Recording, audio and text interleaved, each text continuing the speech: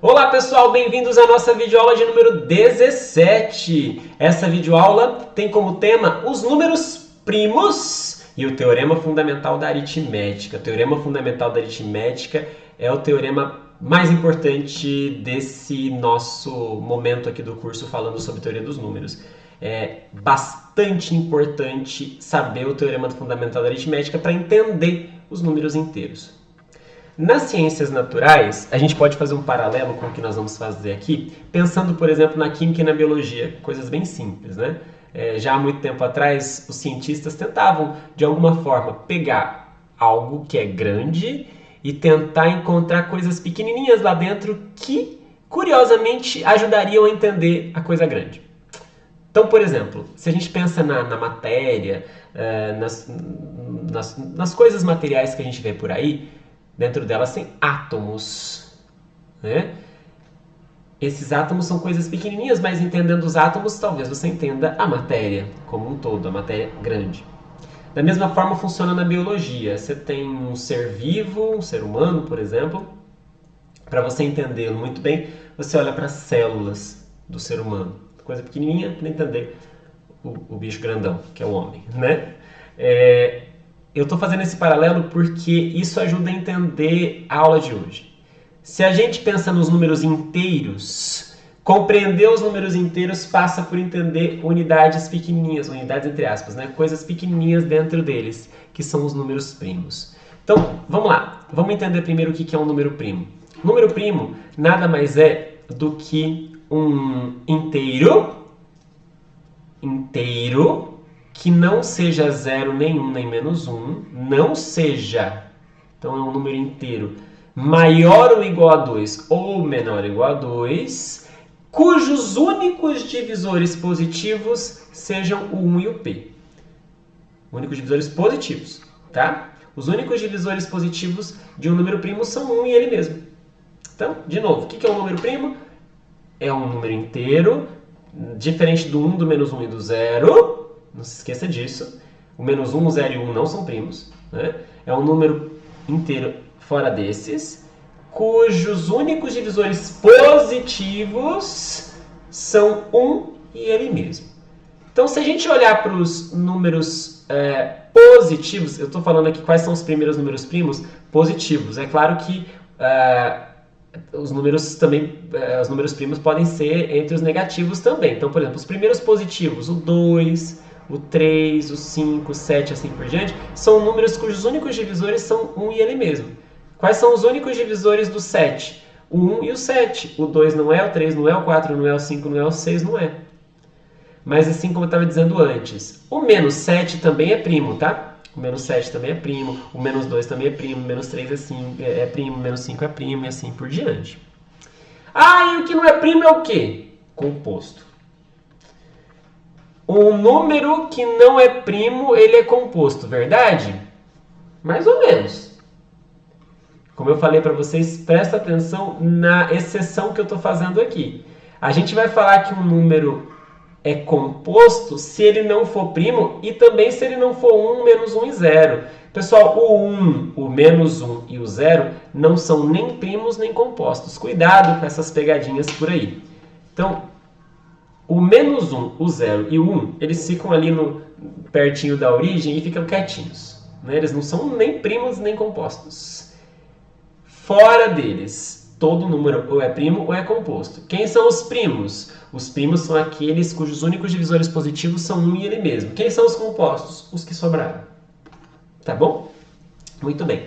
Uma propriedade importante é que, se você tiver um número primo, todo inteiro que não seja p ou menos p, na verdade faltou tirar o p aqui também, todo inteiro que não seja p nem menos p é primo com ele, é primo com o p, primo entre si, são primos entre si. Então, de novo, repetindo, se um número p é primo, qualquer número inteiro que não seja p e menos p, o máximo divisor comum entre eles é 1. Também a gente tira o 0, né? A gente não está definindo o máximo divisor comum para o 0. Então o 0 também está fora. Me perdoem aqui né, os defeitos aqui na apresentação, tá bom? Guardem isso, olha só. Isso faz sentido, né? Ser primo e não ser primo entre si seria meio contraditório o uso dos termos, né? Muito bem. Pessoal, antes da gente ir para o teorema importante da aula, que é o teorema fundamental da aritmética, eu preciso de um lema que vai ser útil para mim ali, mas que por si só não é só um lema como os outros que a gente costuma usar para demonstrar um teorema e depois nunca mais usar. Não, esse lema, ele até tem um nome, porque realmente ele é um lema muito significativo. Na verdade, este lema serviria inclusive como definição para número primo, tá? Esse lema diz o seguinte: se P é um número primo que divide dois inteiros A e B, o produto de dois inteiros A e B, então P divide AB. Se o P é primo, obrigatoriamente ele divide um dos dois. Se você lembrar, quando nós falamos lá de máximo divisor comum 2 aulas atrás, eu tinha dito para vocês, por exemplo, naquela aula, que é verdade que o 4 divide 60. O 4 divide 6 vezes 10. Mas não é verdade que o 4 divide 6 ou o 4 divide 10. Nenhuma dessas coisas é verdade. O 4 não divide 6, não divide 10, mas divide 60. Né? Isso não pode acontecer com primos. O 4 não é primo. Se o 4 fosse primo, ao dividir 6 vezes 10, ele teria que dividir o 6 ou o 10. É isso que está dito aqui no lema de Euclides. Um número P, se ele divide um produto, com certeza ele divide um dos fatores, ou A ou B. Por quê? Vamos provar.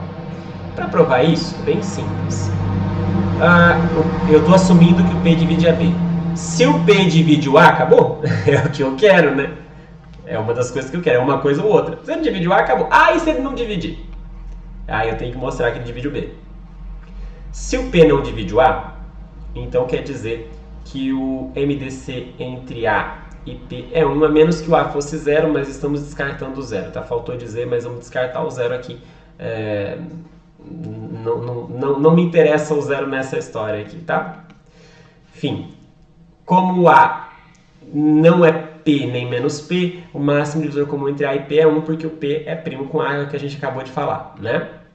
Bom, se dois números têm máximo divisor comum igual a 1, a gente pode usar o teorema de Bezout, que me garante que, então, o 1 pode ser escrito como um múltiplo inteiro do A mais um múltiplo inteiro do P. Então, 1 é um certo AM mais PN com M e N inteiros. Aí vamos fazer o seguinte, vamos multiplicar por B dos dois lados dessa igualdade. Então vai ficar uma vez B, que é B, aqui A vezes B vezes M, aqui P vezes B vezes N. Ao fazer isso, a gente observa claramente que o P ele é um divisor do B. Vamos lá, deixa eu me ajeitar aqui. O P ele divide o AB. Perdão. O P divide o AB. Então ele divide o AB vezes M também. Ao mesmo tempo, o P divide PBN, porque ele divide o P. Então o P divide essa parte, o P divide essa parte, então o P divide a soma, mas a soma é B. Moral da história, o P divide B. Provado. Então, se o P dividir A tinha acabado, mas se não dividisse, a gente chegava à conclusão de que ele dividia o B. Esse é o lema de Euclides. Guarda no seu coração. Se um número primo divide um produto de inteiros não nulos, o primo tem que dividir um dos dois. Pode até dividir os dois, mas pelo menos um ele divide. Tá? Muito bem. Então vamos agora para esse importantíssimo teorema fundamental da aritmética. A palavra fundamental está aí, não é à toa. Fundamental no sentido de dar fundamento à aritmética, aos inteiros em particular, né? O que diz o teorema fundamental da aritmética, que você não pode se dar o luxo de não saber enquanto matemático?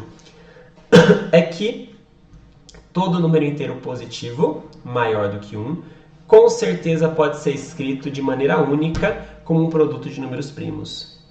Oi?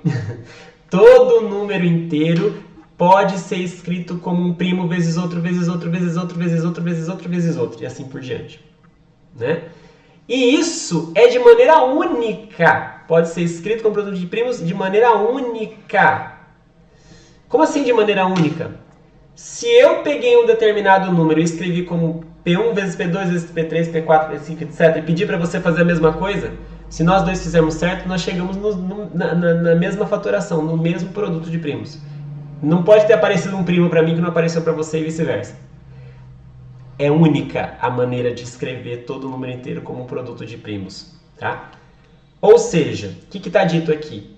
Que para todo número inteiro maior do que 1, existem únicos números primos, que aqui eu vou chamar de P1, P2, P3 até PR, e existem expoentes, que eu vou chamar de E1, E2, ER, que permitem a gente escrever o N sempre como um produto de P1, E1 vezes o P2, E2 vezes, até o PR, ER vezes. Isso aqui, pessoal, escrever o N como produto de primos, a gente chama de fatoração. É a fatoração do número. Os PI são os fatores primos do N e os EI são os expoentes da fatoração. Por exemplo, 15. 15 ele é maior do que 1, então com certeza ele tem que ser escrito como produto de primos. 3 vezes 5. Não tem outra maneira de escrever o 15 como produto de primos a não ser assim, tá? Na verdade, até teria. Você poderia falar assim, professor, mas menos 3 e menos 5 também são primos. Eu poderia escrever o 15 como menos 3 e menos 5. Entendam que aqui estamos falando em produto de primos positivos, né? Então, talvez tenha faltado de escrever explicitamente isso no teorema, mas entendam, estamos pensando aqui só nos primos positivos, tá? Enfim, continuando. O 11. Professor, o 11 já é primo. Ótimo.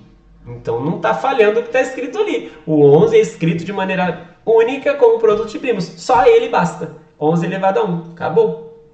Ah, o 120. O 120, ao escrever ele como produto de primos, vai ser 2 vezes 2 vezes 2 vezes 3 vezes 5. Claro que a parte do 2, a gente pode juntar todo mundo como 2 ao cubo, né?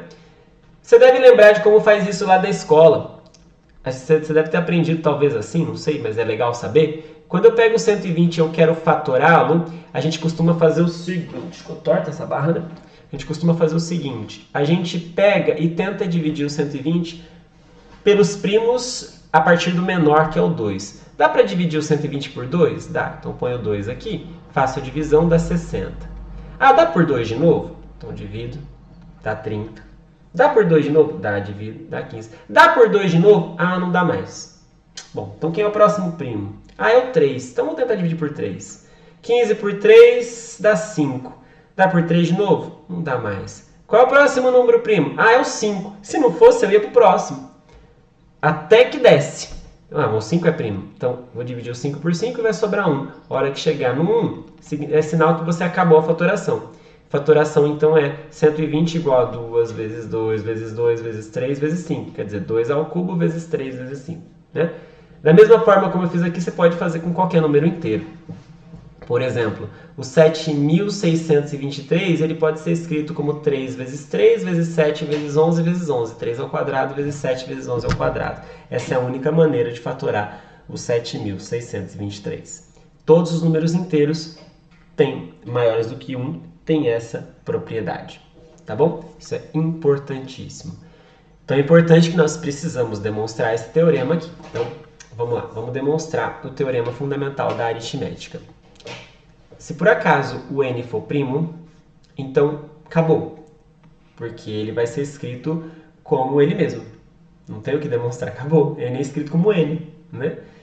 Então, vamos supor que ele não seja. Então, se for primo, acabou. Então vamos supor que ele não seja primo. Se o número n não for primo, significa que ele tem outro divisor além do 1 e dele mesmo. Um outro divisor positivo, que eu vou chamar de m. Tem um outro m que é maior do que 1 e menor do que ele, que divide n. Tá? Muito bem. Existe esse carinha, esse n. Mas eu posso então pegar o menor de todos. Posso pegar o menor de todos porque o princípio da boa ordem me permite fazer isso, já que existem números maiores do que 1, que são inteiros, são naturais. Então, posso pegar o menor deles. É o princípio da boa ordem em ação de novo. Vou chamar esse menor inteiro de P1. Tá? Então, o m aqui, o menor deles, o menor dos m's eu vou chamar de P1. Eu vou te provar agora que ele é primo. Por que ele é primo? Vamos supor que ele não seja primo. De novo, Se ele não for primo, significa que ele tem um divisor menor do que ele. Então, existe um certo L que é menor do que ele e que divide ele.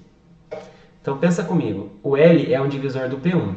O P1, por sua vez, é um divisor do N. Pela transitividade, o L divide o N. Como é que é?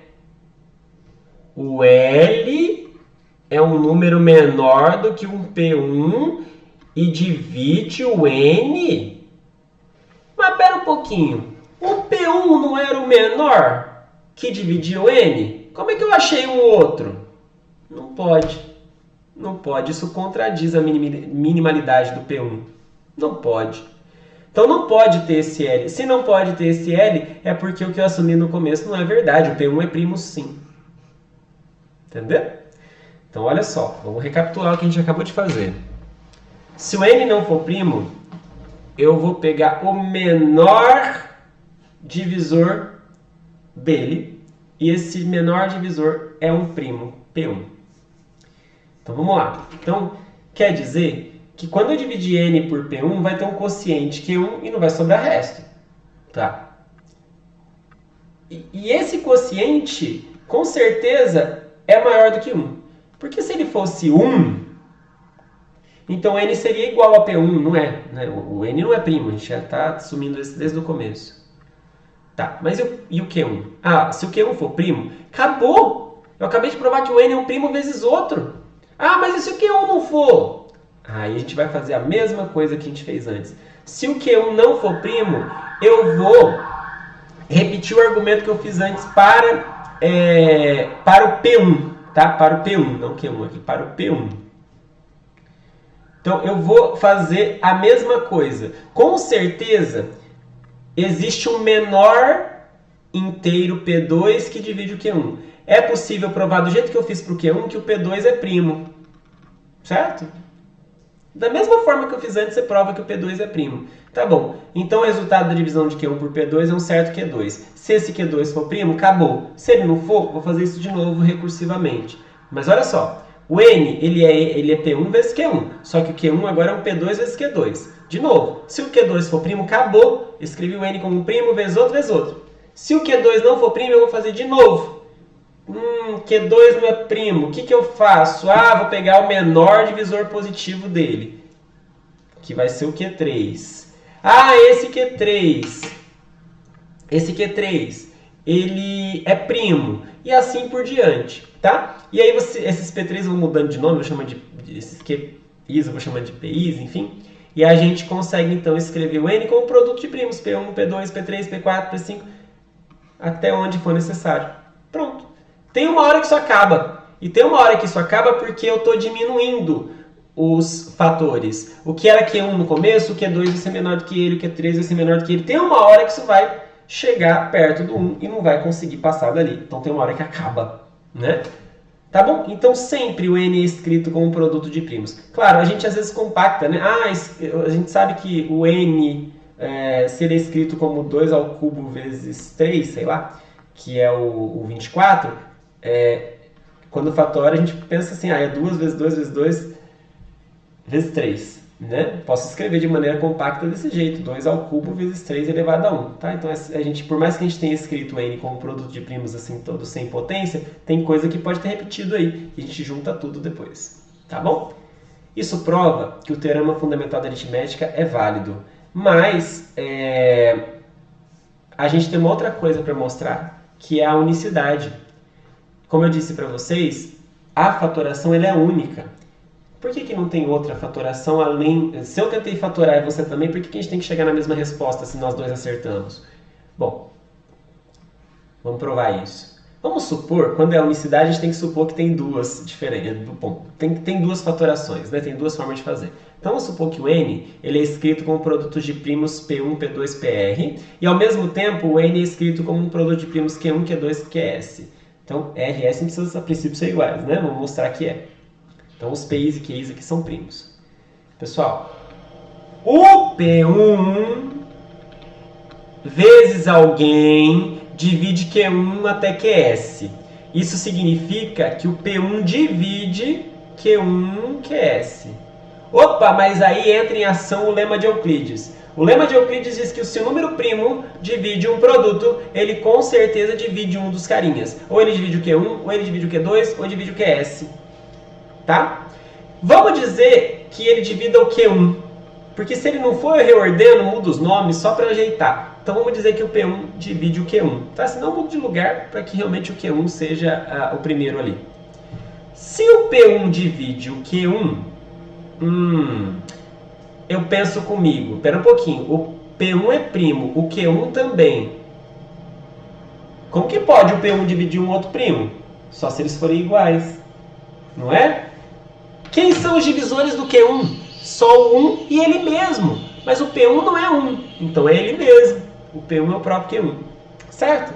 Então lembra que nós tínhamos um produto dos dois lados? Lembra que a gente tinha lá P1, P2, PR de um lado, e do outro a gente tinha Q1, Q2, QS. Eu acabei de provar que o P1 é igual a Q1, então a gente divide pelos dois os dois lados e fica só com P2 até PR igual a Q2 igual a QS. Tudo que a gente fez agora, a gente vai fazendo de novo, para provar que o P2 é igual a Q2, que o P3 é igual a Q3, até o PR ser igual ao certo QR. Né? E aí vai acabar os números aqui, vai sobrar 1. Do lado de lá vai ficar mais gente, possivelmente. Né? Ou o contrário também, tanto faz. Muito bem. Agora, desses QIs restantes, como que o produto de números dá 1? Produto de números primos dá 1? Não tem como, né? Então aqui não tem mais nada. Então esses QIs seriam iguais a 1, e aí não seria primo. Né? Então não sobrou nada, na verdade, do lado de cá. Ficou 1 igual a 1. Ou seja, os primos estavam todos ali. O R é igual a S. Então, olha, o P1 é igual a Q1, P2 igual a Q2, P3 igual a P3, até o PR igual a QR e não sobrou mais nada. Então todos os primos são iguais, um por um, a menos da ordem. Ou seja, provamos que a fatoração é única. Tudo bem? Na próxima aula nós continuamos com este assunto, pensando o quanto o teorema fundamental da aritmética pode colaborar com a gente no estudo dos inteiros. Até a próxima!